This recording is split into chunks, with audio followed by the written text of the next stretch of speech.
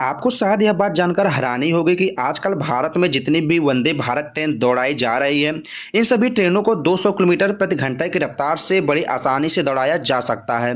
और इसके लिए सिर्फ हमें अपने रेलवे ट्रैक को अपडेट करने की ज़रूरत है। वहीं दूसरी ओर वंदे भारत ट्रेन सिर्फ दुनिया की इकलौती ट्रेन है जो सबसे कम कीमत पर तैयार की गई है। इसके अलावा ये अंतर्राष्ट्रीय बाजार में स्पेशली यूरोपियन ट्रेनों को अकेली टक्कर दे रही है। और आज के इस वीडियो में भी वंदे भारत से जुड़े 3 बड़े अपडेट के बारे में भी बात की जाएगी।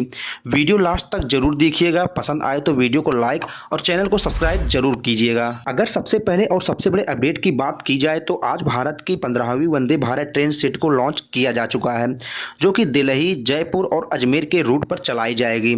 और दूसरी बड़ी खबर यह है कि भारत की पहली स्लीपर वंदे भारत ट्रेन बहुत जल्द रोल आउट हो जाएगी, क्योंकि भारतीय कंपनी BHEL यानी भारत हैवी इलेक्ट्रिकल्स लिमिटेड को करीबन 80 Vande Bharat express train set के मैन्युफैक्चरर एंड मेंटेनेंस के कॉन्ट्रैक्ट सौंपे गए हैं। BHEL एक ट्रेन को कम से कम 1 करोड़ 20 लाख रुपए में तैयार करेगी, जहां पर भारतीय रेलवे ने इस टेंडर को BHEL को सौंपा है।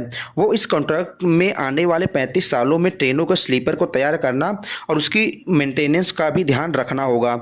और बनने वाले इस ट्रेन को चेन्नई के अंदर मैन्युफैक्चरिंग किया जाएगा। और इसके अलावा भारतीय रेलवे की तरफ से 2 नए डिपो और तैयार किए जा रहे हैं, जिसके अंदर इन ट्रेन्स को बनाने का काम आसानी से किया जाए।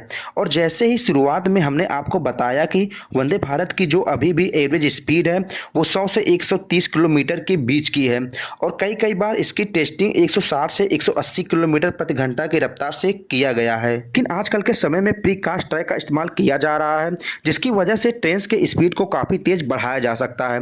जहाँ पर टीटागढ़ वैगस अगले 72 महीनों के अंदर अपनी तरफ से बनाई गई वंदे भारत ट्रेन सेट को रोल आउट करने वाली है। यहां पर भी 35 ईयर्स के लिए मेंटेनेंस का कॉन्ट्रैक्ट टीटागढ़ वैगन्स को सौंपे गए हैं। बात की जाए अब तीसरी खबर के बारे में तो RIML यानी राष्ट्रीय इस्पात निगम लिमिटेड इसी चालू वित्तीय वर्ष में लगभग 55,000 व्हील्स बनाकर भारतीय रेलवेज को सौंपने वाला है। भारतीय रेलवेज में रेल पटरियां, इलेक्ट्रिफिकेशन और ट्रेन फैसिलिटी के साथ में करीबन 2,40,000 करोड़ के निवेश की जरूरत है।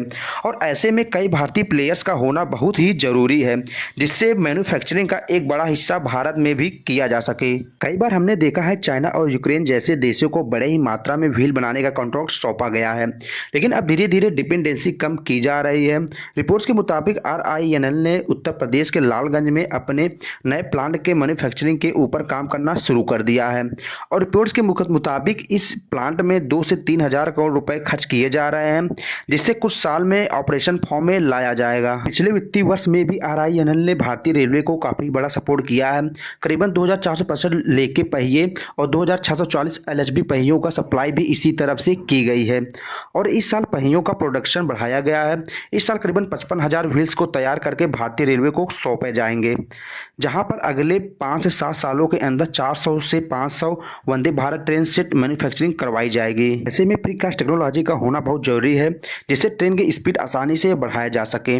इसके लिए रेलवेज को काफ़ी मोटा पैसा खर्च करना पड़ सकता है, क्योंकि अभी जितना भी बिजी रोड मौजूद है उन सभी पर ऑलरेडी ट्रैक्स मौजूद हैं। देखते हैं आने वाले टाइम पर ट्रेन के स्पीड को बढ़ाने के लिए रेलवेज और कौन कौन से बड़े फैसले लेते हैं।